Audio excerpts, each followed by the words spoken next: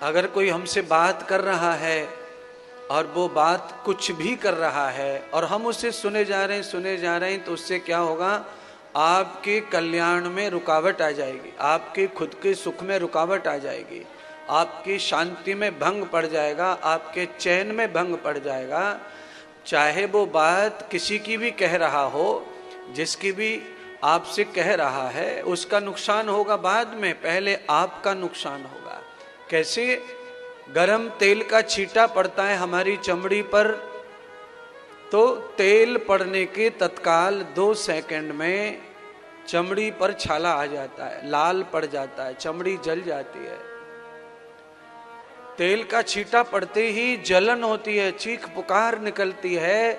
जैसे गरम तेल का छोंक, गरम तेल का छटका चमड़ी पर पड़ने से जो तकलीफ देता है, ऐसे ही बुरी बात श्रवण से तत्काल आत्मा को तकलीफ होती है। सूक्ष्म शरीर हिल जाता है, व्याकुल हो जाता है। इसलिए थोथा थोथा देह उड़ाए। जो अपने काम का नहीं हो, उन बातों को, उन विचारों को स्वीकार नहीं करना है, आवश्यकता नहीं है। अब वो बात हमारे घर के सदस्य भी करते हैं, हम लोग कहीं जाते हैं वहां भी होती हैं। हमारे जीवन में तो दिन रात बातें चलती रहती हैं। इतना हमारे अंदर जगह नहीं है कि सब तरह की बातों को अपन भर के रखें और पचा लें ना। पचेंगी नहीं, फिर क्या होगा? जब बात नहीं पचेगी तो वो हमारे मुंह से भी निकलेगी, वो दूसरे के कानों में जाएगी, उसका नुकसान करेगी, उसकी मति को बिगाड़ेगी, उसकी बुद्धि को बिगाड़ेगी, उसके विचार को बिगाड़ेगी, उसकी शांति को भंग करेगी। पचनी वहां भी नहीं है बात, फिर वो और तीसरी जगह जाएगी, वहां भी कष्ट पहुंचाएगी।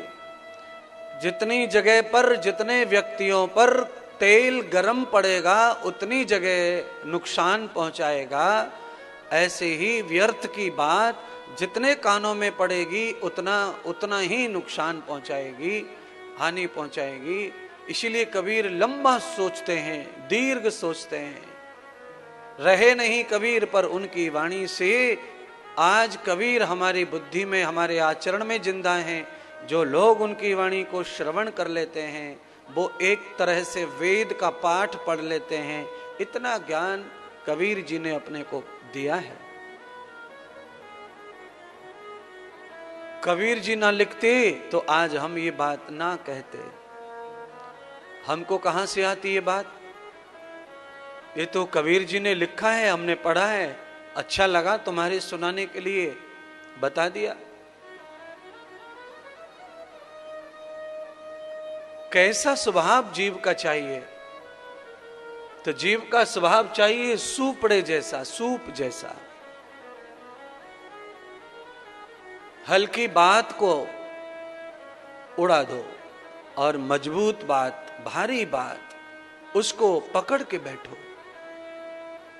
मैं हमेशा कहता हूं कि हल्का, अगर इस दुनिया में कुछ भी अच्छा है तो वो भोजन पानी हल्का अच्छा है। भारी पानी, भारी भोजन नुकसानदायक है। हल्का आदमी, हल्की बात बड़ी नुकसानदायक है। अच्छा बोलो, अपने महाराष्ट्र में हल्के आदमी को क्या बोलते हैं?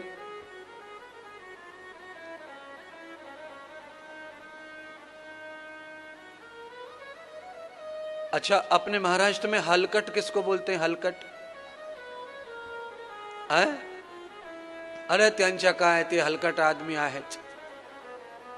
ते कोण? ते अरे ते तो खूप हलकट आहे। तो म्हणजे काय हलकट? म्हणजे समझ लो, जिसकी बात में दम नहीं, जिसकी बात में बल नहीं, जिसकी बात में सामर्थ्य नहीं, जिसकी बात बात में बात बदलती हो, ऐसी बात हलकट है, हल्की बात है। आवृत्त दोषाम पुण्यम भवानी। हाँ भाई, वो बच्चों का ले, छोटे छोटे बच्चों पे कैमरा लगाओ, छोटे बच्चों पे लगाओ, ये ज्यादा देर नहीं ठहरेंगे, चले जाएंगे। हाँ, बैठ जाओ, सबके तिलक लगा दो भाई, इन सबके बच्चियों के सबके तिलक लगाओ।